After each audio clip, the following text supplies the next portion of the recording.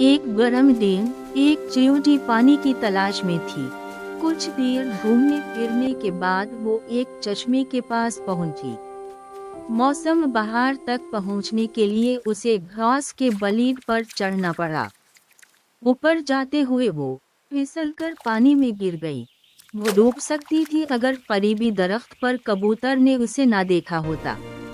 चिंटी को परेशानी में मुब्तला देखकर कबूतर ने जल्दी से एक पत्ता निकाला और जिद्दोजहद करने वाली चिंटी के पास पानी में गिरा दिया।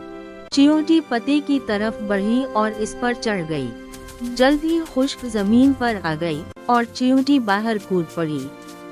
वो आखिरकार महफूज थी। बस उसी वक्त करीब ही एक शिकारी कबूतर पर जाल डालने ही वाला था।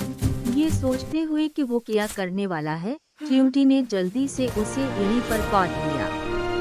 दर्द को महसूस करते हुए शिकारी ने जाल फेंक दिया। कबूतर जल्दी से बाहिफाजत उड़ गया। एक अच्छा मोड़ दूसरे को जन्म देता।